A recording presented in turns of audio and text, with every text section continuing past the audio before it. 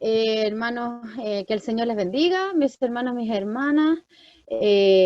Estamos muy contentos hoy día de poder estar con ustedes en esta jornada donde vamos a ver primeramente lo que es respecta la inclusión en nuestras congregaciones, ¿ya? También vamos a estar viendo trastorno de déficit atencional. También vamos a ver síndrome de Down con la hermana Sigrid Weber y finalmente vamos a ver autismo, ¿ya? Pero primero vamos a comenzar con el rol de la iglesia frente a la discapacidad, ¿ya? Así que ahora vamos a comenzar. Ok.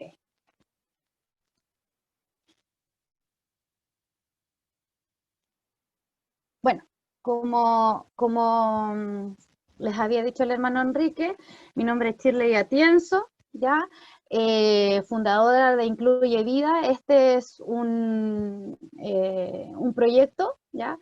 Que se generó principalmente con el propósito de poder generar instancias para poder llevar temas de inclusión, para poder llevar temas de discapacidad a las distintas iglesias, ¿ya? Para que de una u otra forma, a través del conocimiento de estas discapacidades como iglesia, podamos implementar estrategias para que podamos ser inclusivas y así poder llevar la palabra a aquellos que lo necesitan. Debemos recordar que el plan de salvación es para todos, ¿ya? Y aún a pesar de que una persona quizás no tenga todas sus facultades mentales, quizás por alguna discapacidad intelectual, hemos visto cómo Dios ha obrado en persona, en su cerebro, y cómo ellos de una u otra forma tienen un conocimiento de Dios. Entonces, es importante porque durante mucho tiempo como iglesia quizás hemos estado un poco adormecidos justamente con este tema. Y bueno, el Señor ha permitido que este tiempo sea un tiempo de concientizarnos, de poder ver y de poder comprender cuáles son las necesidades, ¿ya? ¿Ok? También, bueno, les cuento que, bueno, ayer sale el logo del Ministerio Nacional de las Escuelas Dominicales, ¿ya? Este es un proyecto que se presentó a nivel nacional en las escuelas dominicales y se aprobó, por lo tanto contamos con el apoyo tanto nacional como distrital para poder ir a las iglesias, para poder hacer estos talleres. Así que le damos las gracias al Señor porque ahí hay respaldo, hay oración, y gracias a esto hemos podido, bueno, llegar a ustedes también. Entonces hoy día, en este, como parte introductoria, vamos a ver el rol de la iglesia frente a la discapacidad. Aquí vamos a usar nuestras Biblias para que ustedes estén preparados, pero antes de seguir con la presentación, les voy a mostrar un video.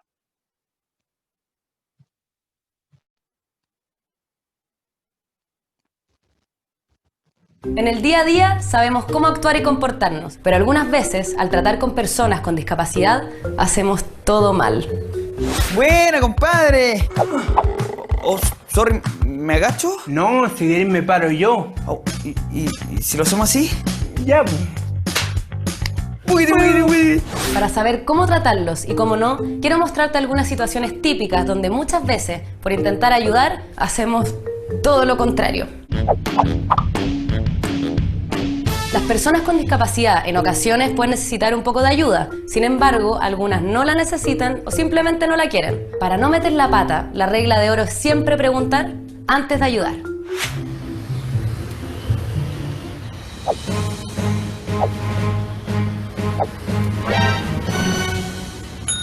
Yo le voy a ayudar a cruzar, ¿ya? No, pero es que no lo necesito. No se preocupe, no es ninguna molestia para mí, en serio, venga. No, señor. Venga, no se preocupe. Pero amigo, vea lo que hace. De nada, de nada.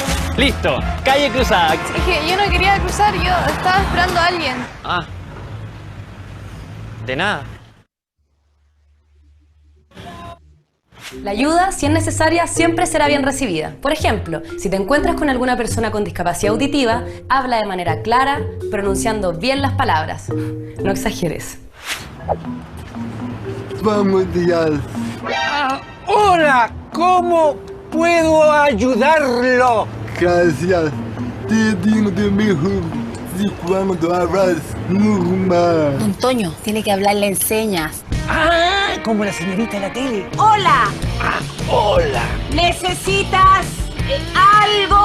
¿Uva? Una fresca de verdura, verdura. Choclo. Lechuga. ¡Pepino! Plátano. ¡Yo ayudar! ¡Ayudar!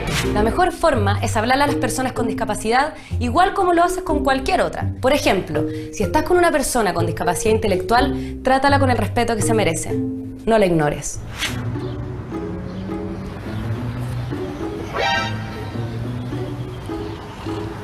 Buen día. Hola.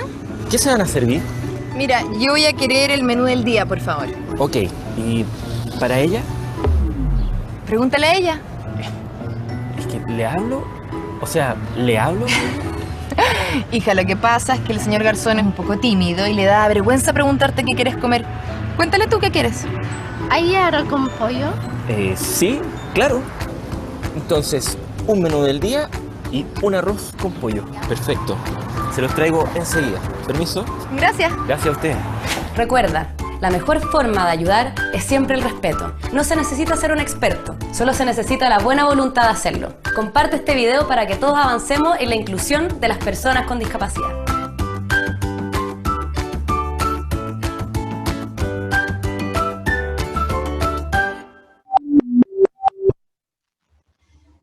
Entonces, bueno, ahí veíamos ese video que en otras ocasiones lo he compartido.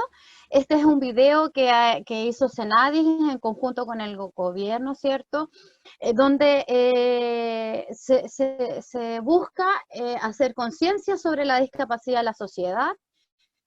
Entonces, de una u otra forma, nosotros siempre nos preguntamos, bueno, ¿qué hacemos si llega una persona con discapacidad a la iglesia? Bueno, si es una discapacidad intelectual, podemos hablarle, quizás nos va a entender, no nos va a entender, o si es una persona con discapacidad física, ¿de qué forma lo tratamos? O si es sordo, ¿cierto? Entonces, todas esas son inquietudes que surgen a lo largo, o por lo menos en todas las iglesias, y también a nivel social. A nivel social siempre estamos preguntándonos de qué forma nosotros podemos tratar con personas con discapacidad. Y antes de responder esa pregunta, también vamos a ver qué es discapacidad. Miren, según la Real Academia Española, dice que una persona discapacidad, dice que es una persona que padece una disminución física, sensorial o psíquica que la incapacita total o parcialmente para el trabajo o para otras tareas ordinarias de la vida, ¿ya? Entonces, finalmente quiere decir que hay algo ahí que le incapacita para poder cumplir con todas las exigencias, tanto sociales como personales. También la Organización de las Naciones Unidas da una definición, dice que la discapacidad es un concepto que evoluciona y que resulta de la interacción entre las personas con deficiencia y las barreras debidas a la actitud y al entorno que evitan su participación plena y efectiva en la sociedad, en igualdad de condiciones. Bueno, aquí también incorpora la sociedad como parte de la discapacidad, porque quizás la sociedad a veces no da todas las oportunidades o facilidades para que ellos se puedan desenvolver, digamos, de una forma más práctica. Un ejemplo de ello es que no todas las calles tienen rampa, es que no todos los edificios patrimoniales o edificios del Estado para hacer algunos trámites cuentan con las exigencias mínimas para que todos puedan acceder. Entonces, por eso también hace parte de la sociedad, digamos, de que una persona no se pueda desenvolver plenamente. Después dice, según la Organización Mundial de la Salud, la OMS, dice que dentro de la experiencia de la salud, una discapacidad es toda restricción o ausencia debido a la deficiencia de la capacidad de realizar una actividad en forma o dentro del margen que se considera normal para un ser humano. Bueno, aquí habla de la normalidad, ya este concepto de la normalidad, pero más que nada la discapacidad es cuando hay algo que impide, hay una alteración, hay algo que nos impide a poder cumplir con las exigencias tanto sociales como a nivel personal, familiar, ¿cierto? Eclesiástico. Entonces, vamos a ver los tipos de discapacidad. Existe la discapacidad motriz, ¿cierto? Que puede ser por falta de alguna extremidad, también por algún accidente donde se haya perdido alguna extremidad o donde haya perjudicado, en este caso, digamos, la columna vertebral, ahí están los nervios, por lo tanto hay nervios que se dañan. También existen por problemas neurológicos como una parálisis cerebral, también, digamos, quita o disminuye todo lo que es la ejecución motora de nuestro cuerpo. Y también hay algunas discapacidades que se van dando por causa de la edad. Ya cuando se llega a la vejez, muchas de las personas adultas padecen de algunas enfermedades como en los huesos, ¿cierto? O artrosis, artritis, y todo ese tipo de cosas que al final de cuentas imposibilita que muchas veces puedan salir a la calle libremente como lo hacían anteriormente, o tienen que depender de otro. Por lo tanto, existe un grado de discapacidad donde no le permite tener la libertad que antes tenía. ¿Ya? La discapacidad auditiva puede ser total o parcial. En el caso del video que vimos, el joven que era sordo, igual tenía un poco de lenguaje, igual hacía algunas palabras, ¿cierto? Y eso es porque muchas veces se genera una hipoacusia, que es en realidad una discapacidad auditiva, donde igual tienen la tendencia de escuchar algunos ruidos o vibraciones. Por lo tanto, en ellos se genera un poco más de lenguaje. La discapacidad visual, que también puede ser total o parcial, y esta se debe a muchos factores, también la edad, también accidentes, ¿cierto? Pueden perjudicar nuestra visión, los nervios oculares. La discapacidad intelectual, que justamente hoy traemos discapacidad intelectual con síndrome de Down y autismo, también vamos a ver que autismo también presenta en muchos casos la discapacidad intelectual. Y bueno, y esto es porque hay quizás una alteración cerebral justo en el momento en que se está gestando el bebé en el vientre de la mamá. También, por ejemplo, en el nacimiento puede haber quedado sin oxígeno ese bebé, por lo tanto no llega oxígeno a su cerebro y hay una muerte neuronal, hay un problema neurológico. Puede haber una meningitis, una infección, puede haber un accidente como que nos produce una falta de masa encefálica.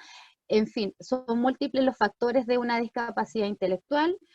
Discapacidad visceral es todo lo que tiene comprometido con nuestros órganos internos, ya cuando existe un cáncer al colon, cuando existe un problema en los intestinos, muchas veces solamente una molestia al colon, cuando se inflama el colon, ¿cierto? Ya es incómodo, la persona tiene incomodidad, no puede realizar sus tareas tranquilamente porque hay una incomodidad, hay un dolor, pero hay personas que tienen que vivir siempre con diálisis. Entonces, estas cosas le impiden que puedan ejecutar una vida con la misma energía que antes, ¿cierto?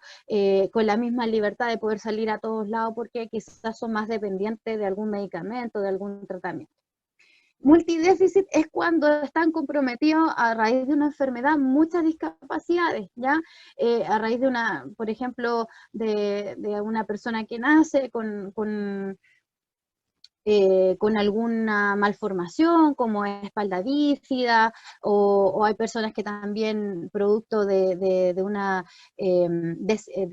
hay un trastorno que se llama desintegrativo infantil, que lo que hace es que las neuronas van de una u otra forma olvidando las funciones que tenían, y eso cada vez lo va inhabilitando más, ¿ya? Entonces existe el multidéficit y también existen los trastornos permanentes y transitorios. Los trastornos permanentes son aquellos donde la persona nace y muere con ese trastorno, como por ejemplo en el caso del autismo, ¿ya? Y también están los trastornos transitorios, que son en una parte del desarrollo de la vida, donde se da un trastorno, quizá una alteración cerebral, en alguna área específica, como por ejemplo una alteración o un trastorno del lenguaje específico, donde a corta edad ya se puede lograr evidenciar esta falta de lenguaje o este lenguaje deficiente, ¿cierto? A los 3 años más o menos ya podemos identificar cuando existe un trastorno del lenguaje, por lo tanto con apoyo de fonoaudiología esto se puede superar en un corto, mediano plazo y después ya cuando la persona es adulta ya no existe más este trastorno. Entonces, hoy día justamente vamos a hablar de un trastorno transitorio, de uno permanente y discapacidad intelectual. Bueno, entonces aquí vamos a resolver a través de la palabra del Señor cómo es que nosotros, qué podemos hacer ante la llegada o la evangelización de una persona con discapacidad. Entonces vamos a leer Marcos 2 del 1 al 12. Marcos 2 del 1 al 12.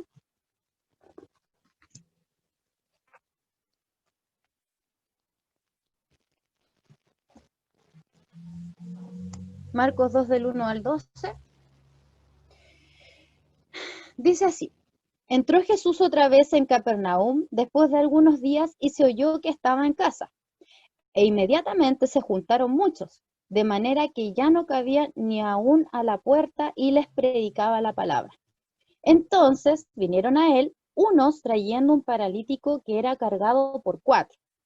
Y como no podían acercarse a él a causa de la multitud, descubrieron el techo de donde estaba y, haciendo una abertura, bajaron el lecho en que yacía el paralítico. Al ver Jesús la fe de ellos, dijo al paralítico: Hijo, tus pecados te son perdonados. Estaban allí sentados algunos de los escribas, los cuales cavilaban en sus corazones. ¿Por qué habla este así? Blasfemias dice. ¿Quién puede perdonar pecados sino solo Dios? Y conociendo luego Jesús en su espíritu que cavilaban de esta manera dentro de sí mismos, les dijo: ¿por qué caviláis así en vuestros corazones? ¿Qué es más fácil decir al paralítico: tus pecados te son perdonados? ¿O decirle: levántate, toma tu lecho y anda? Pues para que sepáis que el Hijo del Hombre tiene potestad en la tierra para perdonar pecados, dijo al paralítico: a ti te digo, levántate, toma tu lecho y vete a tu casa. Entonces él se levantó enseguida y tomando su lecho salió. Amén. Entonces, en esta porción de la Escritura vemos cómo Cristo hace este milagro, ¿cierto? Y a través de este párrafo bíblico vamos a ir viendo y descubriendo cuáles son las cosas que Cristo nos quería enseñar y cuáles son las cosas que también Marcos quería en realidad transmitirnos sobre en cuanto a la labor que nosotros podemos hacer como iglesia para que una persona pueda recibir sanidad, pero lo más importante es que la persona pueda recibir al Señor. Primeramente el Señor dice: tus pecados te son perdonados. De hecho, en Mateo, cuando leemos Mateo, dice: ten ánimo, tus pecados te son perdonados, ¿ya? Y es porque Cristo tenía conocimiento de la necesidad espiritual primeramente de este hombre, y después de eso Él generó esta sanidad. Entonces vamos a ver cómo a través de esta palabra podemos desprender 3 ideas o 3 cosas que nos van a ayudar para el tema de la inclusión. Lo primero es la necesidad del paralítico, el ver la necesidad de la persona en sí, nos va a facilitar para poder ayudar y para poder hacer una inclusión. La acción de las personas que llevaban a Cristo al paralítico a Cristo, y también el gran poder de Dios. Entonces vamos a comenzar por el punto número 1, que es la necesidad del paralítico, ¿ya? Lo primero que debemos comprender,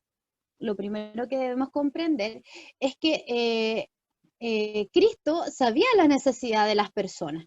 Por lo tanto, nosotros debemos comprender cuál es la necesidad de las personas que llegan a nuestra congregación o de las personas, de nuestros vecinos, de las personas cercanas que padecen algún tipo de discapacidad. Entonces, dice que debemos conocerla e indagar en el tipo de discapacidad que presenta para poder ofrecer la ayuda y servicio necesario. Ya, normalmente si a nuestra congregación llega una persona con una discapacidad física, una discapacidad intelectual, va a llegar acompañada, ¿ya? Entonces, lo más óptimo sería que nosotros fuéramos y nos acercáramos a la persona a quien acompaña, para poder investigar, indagar, bueno, cómo se llama, cuál es su nombre, específicamente cuál es la discapacidad que presenta, de qué forma nosotros podemos ayudar, quizás conseguir sus contactos, su número de teléfono, averiguar su nombre, preguntar, ¿les puedo hablar? No sé, así como el video quizás, pero es importante que nosotros podamos indagar, ¿ya? Para que de una u otra forma, al conocer nosotros la situación de la persona en sí, podamos implementar estrategias para poder incorporarla. ¿Ya? Dice, según el porcentaje y nivel de discapacidad, se define cuál es el apoyo familiar, social, profesional y espiritual que requiere. ¿Ya? Muchas veces la discapacidad se mide por porcentaje, ¿ya? O por niveles. Entonces, a raíz de eso, cuando la persona es diagnosticada, a nivel profesional se dice o se le deja saber a la familia cuáles son los apoyos que necesitan a nivel social y profesional. Pero también nosotros tenemos que ver de qué forma lo podemos ayudar espiritualmente. Necesita a lo mejor un material visual distinto para aprender mejor la palabra del Señor. Por eso es importante conocer. Y ahí nosotros también como iglesia podemos tener estrategias, por ejemplo, pañales. Si la persona necesita pañales, entonces mire, nosotros vamos a hacer el esfuerzo y todos los meses vamos a colaborar, aunque sea con un paquete ya, porque debemos también considerar que muchas veces hay un tema económico que acarrean muchas discapacidades y que también es un costo súper grande para las familias asumir. Entonces, quizás poder colaborar con cosas así también nos va a ayudar a tener un acercamiento y también comprender que también es necesario suplir algunas cosas, y si está al alcance de nosotros y de nuestro bolsillo poder colaborar con ciertas cosas, amén. Dice también el traslado. Quizá muchas personas no llegan porque no tienen cómo trasladarse, porque la locomoción es compleja, ¿cierto? Porque a lo mejor tiene su silla de ruedas. Entonces, quizás ahí decir, bueno, hermano, ¿sabes qué? Mira, hay un anciano que antes venía a nuestra congregación, pero ¿sabes qué? Él ya tiene un problema motor, no puede desplazarse con facilidad. Nosotros te podemos aportar quizás dinero para la benzina y así tú puedes trasladar a este hermano a la iglesia. Ya, esas son estrategias que se usan también.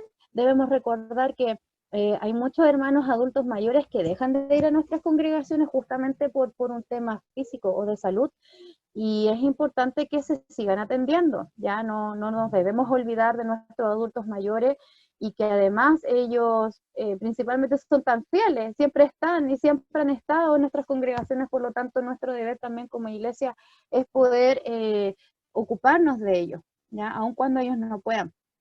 También conseguir un material específico, ¿ya? Por ejemplo, hay una persona con una discapacidad auditiva, pero nosotros podemos quizás buscar un material visual en nuestras escuelas dominicales donde ellos puedan, a través de esas imágenes, comprender la lección bíblica. Y material hay muchos, hermanos. En internet hay muchos materiales, en las librerías cristianas también podemos acceder a libros con láminas. Entonces, nosotros debemos ocuparnos de que ellos también puedan recibir la palabra del Señor. Visitación, ¿ya? Visitarla, ir turnándose quizás, si la iglesia no tiene tantos miembros, quizás ir turnándose, pero la idea es poder visitarla y es poder llevar siempre una palabra para ellos. También conocer cuál es la dirección en oración, cuál es específicamente la enfermedad o cuál es específicamente de la forma en que nosotros podemos orar por ellos. La implementación estructural y de la infraestructura, eso es algo que finalmente muchas iglesias han debido hacer, porque la ley nos exige que en lugares donde asisten muchas personas, ¿cierto? Tiene que haber, digamos, una disposición mínima de seguridad, y tiene que haber cosas de la infraestructura que permitan que todos puedan acceder. ¿Ya? Entonces, así como muchas iglesias han incorporado baños para personas con discapacidad. ¿ya?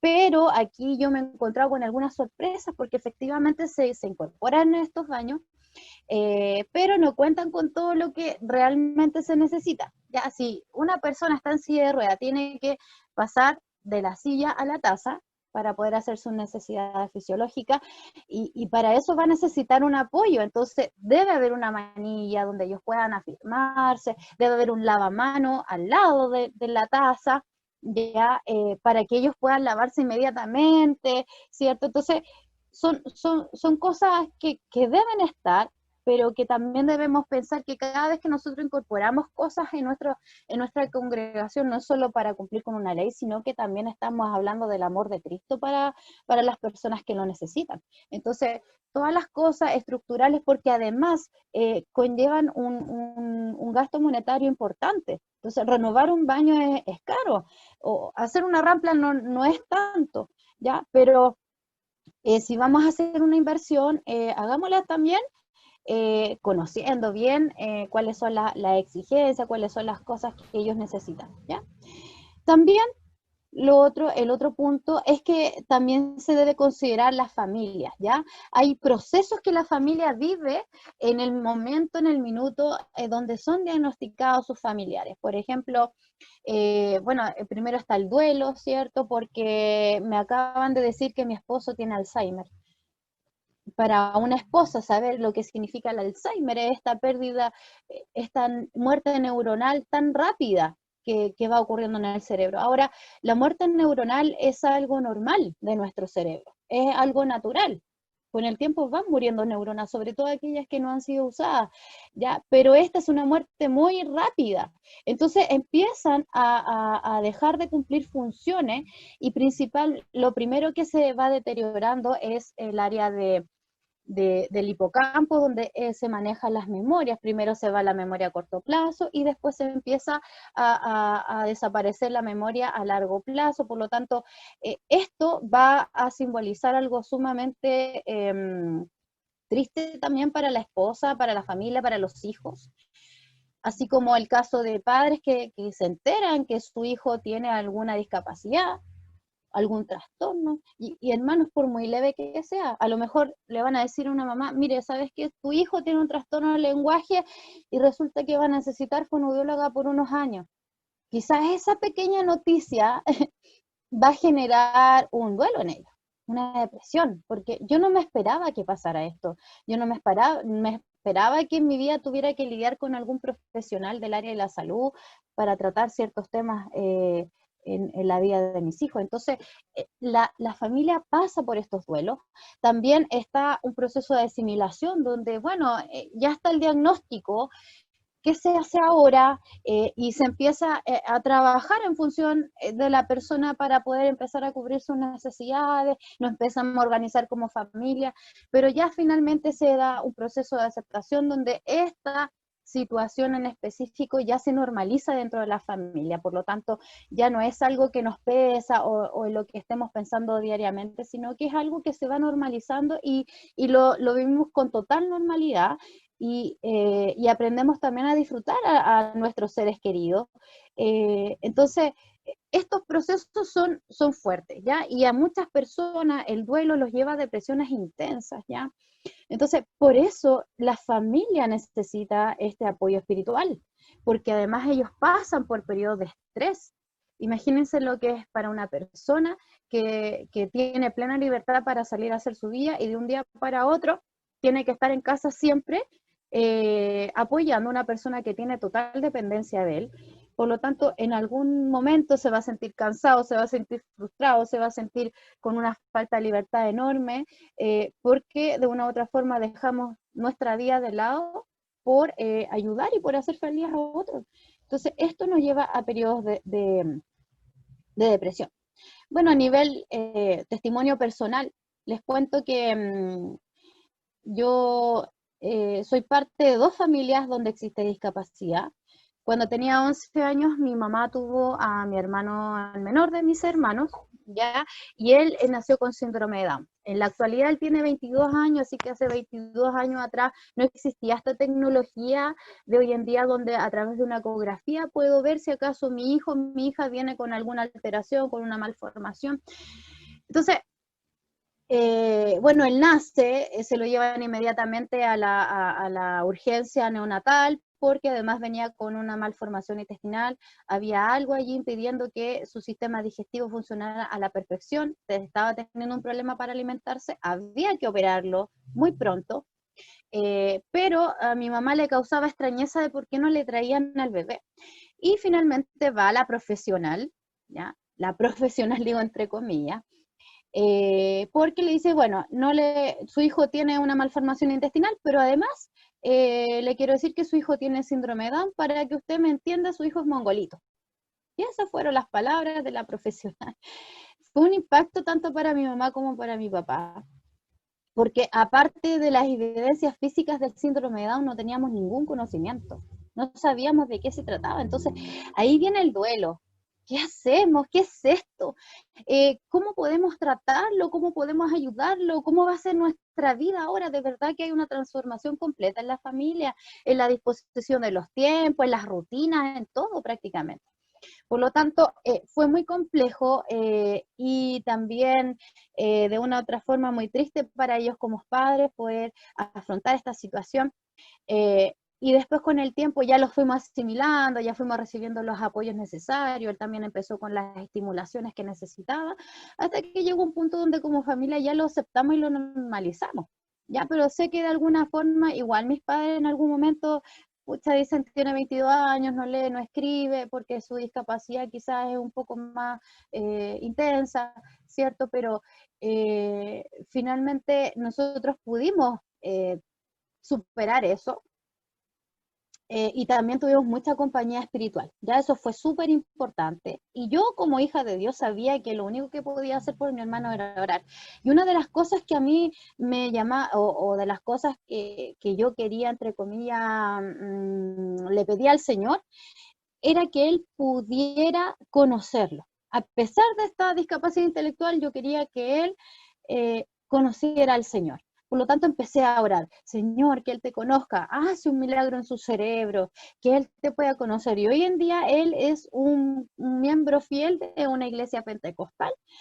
Por el tema de la pandemia no han podido salir este año, pero Él es de los primeros que llega a las prédicas, los hermanos vieron que él iba a todas las prédicas ahí en la población, entonces le consiguieron una guitarra y se la pasaron, y él no la sabe tocar, pero igual él chamulla ahí la guitarra y alaba junto a los hermanos y sale a las predicaciones, va al culto de la mañana, al culto de la tarde, a la predicación de la mañana, a la predicación de la tarde, cuando uno está enfermo, ora por uno. Entonces, esas son cosas que Dios hace, es un milagro que Dios va haciendo en la vida de ellos.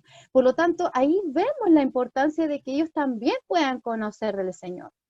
¿Ya? Y el segundo testimonio a nivel personal es nuestro propio testimonio familiar. Yo estoy casada hace 9 años, tenemos 3 hijos, los primeros son mellizos, una niña y un niño, y ahora tengo un bebé de 1 año. Bueno, y en el caso de los mellizos, el varón, mi hijo tiene autismo, fue diagnosticado a los 4 años con autismo, y aún yo estaba estudiando educación diferencial. Y por razones de fuerza mayor tuve que congelar esta carrera, pero justo alcancé a agarrar todo el tema teórico del autismo, pero fue ahí con mi hijo donde empezamos a ver toda la parte práctica y todo lo que significa, qué es el autismo, qué significa, cómo lo podemos ayudar, cómo funciona su cerebro. Entonces, quizás a nivel personal no fue tan duro el duelo, o no fue tan duro al principio, al inicio, porque yo ya venía de una familia donde había discapacidad, por lo tanto sabía que habían pasos y que había harta labor que hacer, pero no fue tan dramático como lo fue, por ejemplo, como para mi esposo. Mi esposo no tenía la misma vivencia que yo, y tener que asumir que su hijo tenía una etiqueta, por así decirlo, ahora, y que iba a necesitar mucho apoyo profesional, espiritual y familiar, para él fue un tema de meses, de poder superar quizás la noticia, pero gracias al Dios, el Señor nos ha acompañado. Y después de 2 años, nuestro hijo ya está en un colegio regular, con proyecto de integración escolar. Está aprendiendo a leer y a escribir al mismo tiempo que su hermana, y le damos las gracias al Señor, porque a los 4 años él decía muy poquitas palabras, y hoy en día él se comunica perfectamente, dialoga muy bien, que principalmente es como lo que más cuesta en el autismo, porque es considerado un trastorno de la comunicación. Por lo tanto, también hemos visto cómo el Señor ha podido entrar en su vida, y también a nivel espiritual hemos visto un crecimiento impresionante este año. Él es un niño que ora, y cuando ora dice: gracias, Señor, porque moriste en la cruz y perdonaste mis pecados. Señor, te pido que me ayudes a ser un niño obediente y que limpies mi corazón todos los días.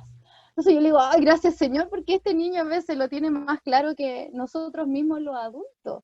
Y no podemos desconocer de que efectivamente Dios ha hecho una obra en su vida. Entonces, como testimonio personal, les puedo decir que sí, efectivamente Dios puede obrar milagros y puede tomar control de la vida espiritual de las personas. Entonces, además que atender la necesidad espiritual y emocional de la familia beneficiará el trato de Dios en la vida de la persona con alguna discapacidad. Que la familia pueda conocer del Señor es un tremendo paso, hermanos, porque en el caso de que nosotros quizás no podamos visitarlo siempre, o no puedan asistir muchas veces a la congregación, que la familia conozca del Señor, sea transformada por el Señor, hermanos, va a ser un tremendo beneficio, y va a ser algo que a la familia la va a ayudar y la va a sostener. También tenemos que considerar que en nuestro país hay muchos trastornos y hay muchas cosas que el Estado no subvenciona. Por lo tanto, la familia también muchas veces tiene un desgaste económico enorme. Entonces, el poder refugiarnos en el Señor, el ver cómo Dios va a proveer todo lo que se necesita. La familia necesita conocer al Señor. Ya, y finalmente nosotros como iglesia podemos fomentar la inclusión. En 1 Corintios 12, 20, 22.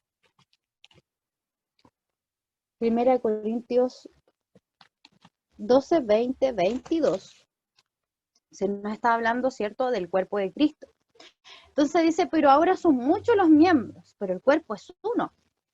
Ni el ojo puede decir a la mano: no te necesito, ni tampoco la cabeza a los pies: no tengo necesidad de vosotros.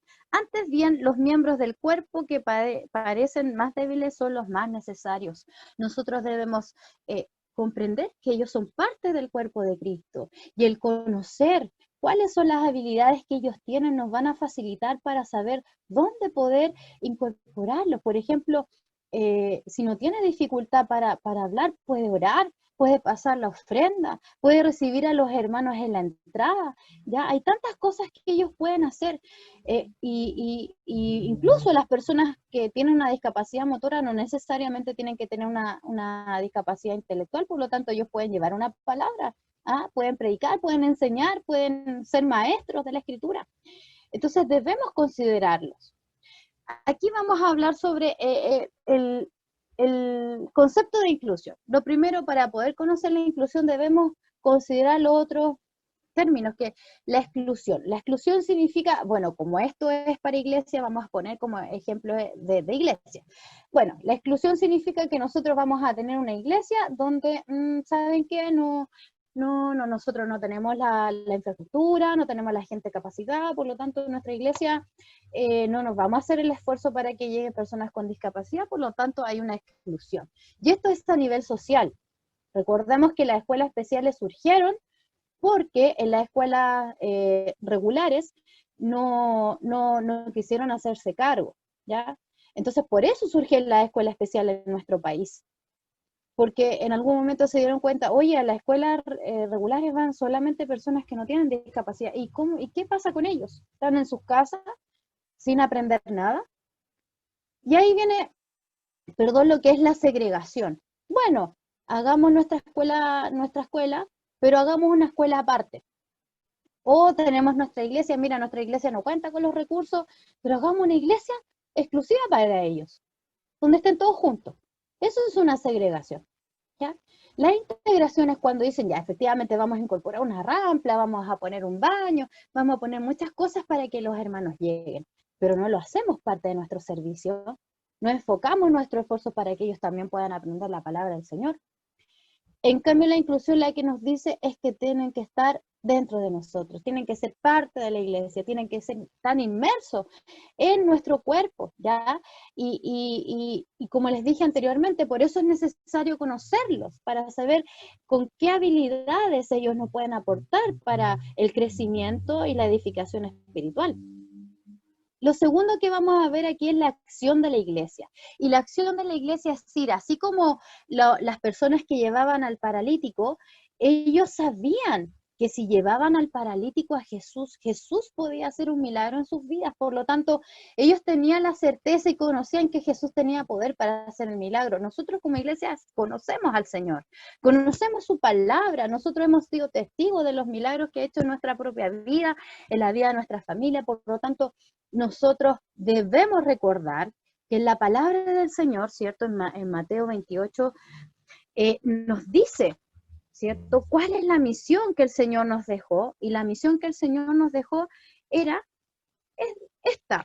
Dice en Mateo 28, del 18 al 20, dice, y Jesús se acercó y les habló diciendo, estas son palabras que Cristo le dejó a la iglesia, ¿ya? Toda potestad me es dada en el cielo y en la tierra. Por tanto, id, hermanos, debemos ir y hacer discípulos, aunque sea uno, no importa, aunque sea uno, dice, a todas las naciones, ya quizás no sea necesario ir a otro país, en nuestra propia población, en nuestra propia cuadra, puede existir una persona que necesita del Señor, ¿ya? Entonces poder ir, ¿cierto? Y bautizándolos en el nombre del Padre, del Hijo y del Espíritu Santo, enseñándoles que guarden todas las cosas que os he mandado, y aquí yo estoy con vosotros todos los días hasta el fin del mundo. Amén. Debemos recordar que nuestra labor, hermanos, es sí. Y muchas veces, esto no lo digo como crítica, pero muchas veces en la iglesia tenemos esta tendencia a hacer muchas actividades para nosotros como cristianos y quizás invertir muchos recursos, lo que no es malo, porque es parte de nuestra edificación, de nuestro crecimiento, hacer este seminario, por ejemplo, hacer cursos de capacitación, son cosas necesarias, ¿cierto?, para que nosotros podamos crecer, para que podamos edificarnos. Pero muchas veces, mis hermanos, nos olvidamos que nuestra principal inversión tiene que ser afuera. Y eso es lo que nos mostraba el Señor. Cristo iba justamente a aquellos que eran desechados, ¿ya? Él nos mostró la acción de ir. Ya, ahí en Juan 5, del 1 al 9, no lo vamos a leer, ya, pero ahí está la sanidad del paralítico en la fuente de Bethesda, porque además él tenía propósitos con esas sanidades que él estaba haciendo. En Juan 9, del 1 al 9, también vemos la sanidad de un ciego. Entonces Cristo normalmente iba a aquellos que eran despreciados y no queridos dentro de la cultura judía, mostrando el amor y la misericordia con la que debemos actuar. Esto principalmente eran las mujeres, los niños, gente no judía, como la samaritana, ¿ya? Personas con discapacidad y enfermedades. Cristo iba al necesitado, iba donde era necesario estar, ¿ya? ¿Por qué? Porque desgraciadamente estas personas no eran aceptadas dentro de los templos. Ellos podían estar, pero desde afuera mirar todo lo que ocurría adentro. Entonces, no tenían esta exclusividad, por así decirlo, de la palabra. Ya no eran considerados para nada. Por eso Jesús también tuvo que venir a hablar sobre el divorcio, cuando realmente se le podía dar una carta de divorcio a las mujeres, porque en ese tiempo las mujeres no valían sus derechos, por cualquier cosa las repudiaban, por cualquier cosa las devolvían a sus casas. Los niños, para qué decir, los propios discípulos echaban a los niños, salgan, y es ahí cuando Jesús le dice, dejad a los niños venir a mí, y no se lo impidáis, porque de los tales es el reino del Señor. Ya la gente no judía, los gentiles en este caso, los samaritanos, ustedes saben que los judíos no tenían relación con ellos, eran considerados paganos, eran considerados la nada, pero Cristo tuvo la misericordia de hablar con una samaritana y de poder llevar, aun cuando no, su ministerio era principalmente a los judíos, pero Cristo tuvo esta misericordia de poder ir a la samaritana. Y las personas con discapacidad y enfermedades, pero debemos recordar que primeramente Cristo transformaba sus vidas y después Él hacía la acción de sanidad. Así que primeramente es el tema espiritual. Bueno, también la acción de la iglesia es estar siempre preparados con la palabra y con temas de vinculación con la sociedad, como lo estamos haciendo hoy día. En 2 de Timoteo, ¿cierto? 3:15 es un versículo que todos los maestros lo conocemos, dice: procura con diligencia presentarte a Dios, aprobado como obrero que no tiene de qué avergonzarse y que usa bien la palabra de verdad. Eso quiere decir que nosotros estamos dando testimonio de lo que la palabra ha transformado en nuestra vida, de lo que Cristo hizo en nuestra vida. Eso significa estar aprobado, eso significa ser un obrero que no tiene que avergonzarse porque usa bien la palabra de Dios, porque a través de nuestro testimonio nosotros estamos evidenciando la palabra del Señor con nuestra vivencia.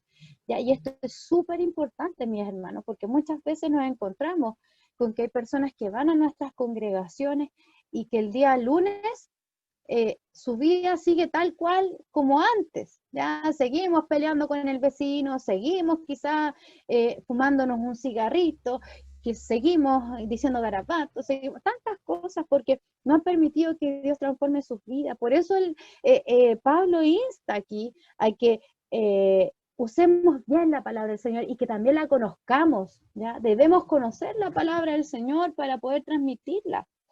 Dice, bueno, y los cursos de perfeccionamiento como por ejemplo el que estamos teniendo hoy día a través de este proyecto Incluye Vidas, ¿ya? Son cosas que nos van a facilitar para poder atender las necesidades. Quizás no todas las necesidades de las personas es imposible, pero sí poder estar preparados ante la llegada de una persona con alguna necesidad espiritual. La acción de la iglesia también es buscar de Dios para ser capacitados por su Espíritu Santo. Recordemos que el fruto que nos da el Espíritu Santo, ¿cierto?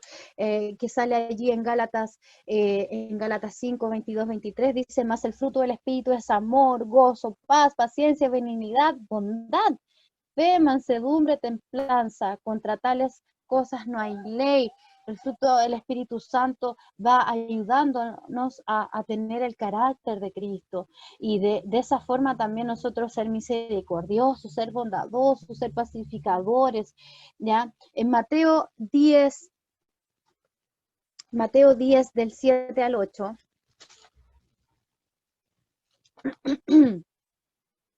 dice: y yendo predicad, diciendo: el reino de los cielos se ha acercado. Sanad enfermos, limpiad leprosos, resucitad muertos, echad fuera demonios, de gracia recibisteis, dad de gracia. Bueno, estas son instrucciones que Cristo le hacía a sus discípulos, ya, porque ellos al convivir con Cristo iban aprendiendo, iban viendo cómo Cristo iba haciendo las cosas, pero principalmente Él les decía: anda y prediquen, y al que está enfermo, oren por él, en el nombre de Jesucristo, porque el nombre de Cristo tiene poder. Y bueno, también vemos cómo en 1 Corintios 12 también salen los dones, ¿cierto? Que son los que también nos van a ayudar a poder ser de edificación entre nosotros y entre el pueblo del Señor. Y como el punto final dice que el gran poder de Dios, ¿ya? Porque dice: Dios hace posible lo imposible. Y la Biblia está llena de ejemplos como para Dios no hay nada imposible. En Marcos 10, 27 dice: entonces Jesús mirándolos dijo, para los hombres es imposible, mas para Dios no, porque todas las cosas son posibles para Dios. Amén, gloria a Dios. Gloria a Dios, porque tenemos un Dios todopoderoso que es capaz de sanar. ¿Qué pasa si el Señor nos cruza con una persona con cáncer y Dios obra una sanidad en su vida? ¿Cuántas veces lo hemos visto, hermanos? Dispongamos nuestro corazón, pidámosle al Señor esta instancia. Jeremías 32, 27. He aquí que yo soy Jehová, Dios de toda carne. ¿Habrá algo que sea difícil para mí? ¿Ya? No hay nada difícil para el Señor. Dios nos ha creado con propósitos también. Y eso quiere decir que las personas con discapacidad también tienen propósitos, hermanos. ¿Ya? Romanos 8:28 nos dice lo siguiente. Y sabemos que a los que aman a Dios todas las cosas les ayudan a bien. Esto es a los que conforme a su propósito son llamados. Todos los que hemos sido llamados con un propósito del Señor. No sabemos lo que Dios puede llegar a hacer con sus vidas, pero lo que sí tenemos claro es que Dios tiene propósitos con ellos. Amén. Después, 2 Timoteo 1:9. 2 Timoteo 1:9. Dice lo siguiente. ¿Quién nos salvó y llamó con llamamiento santo, no conforme a nuestras obras, sino según el propósito suyo y la gracia que nos fue dada en Cristo Jesús antes de los tiempos de los siglos? O sea, antes incluso de que fuera formado nuestro mundo, Cristo, el Señor, ya sabía cuál era el propósito que tenía con nuestras vidas, ¿ya? Entonces, mis hermanos, de esta forma vamos a poder ver cómo el sordo podrá sentir la presencia de Dios y escucharlo susurrar. Quizás nunca va a dejar de ser sordo, pero va a poder escuchar el susurro de Dios, va a poder sentir su presencia. ¡Qué glorioso! ¡Qué cosa más gloriosa es sentir la presencia de Dios en nuestras vidas! Incluso muchas veces ni siquiera podemos sostenernos de pie ante la maravillosa presencia de nuestro Dios, y que ellos lo puedan experimentar, y que a través de la presencia del Señor puedan sus almas ser sanadas. También podemos ver que el ciego verá con vista espiritual, aún a pesar de que nosotros tenemos muchas veces nuestra vista al 100%, no logramos discernir espiritualmente todas las cosas que el Señor nos quiere mostrar, pero quizás a ellos sí el Señor les permita ver espiritualmente. Y el paralítico movilizará a otros para llevar las buenas nuevas, porque posiblemente nunca se va a mover de esa silla de ruedas, pero va a poder enseñar la palabra, va a poder formar una generación que tenga un crecimiento, un encuentro con Cristo tan grande, que van a querer ir a otras naciones a predicar del Señor. Por lo tanto, vemos, hermanos, que Dios tiene propósito, tanto con nosotros como con todas las personas. Por lo tanto, mis hermanos, como dice Lucas 1:37, porque nada hay imposible para Dios, debemos enfocar nuestras fuerzas, nuestros recursos para poder alcanzarlo. ¿Bien? Bueno, y hasta aquí es la parte introductoria. Ahí están los contactos para cualquier consulta.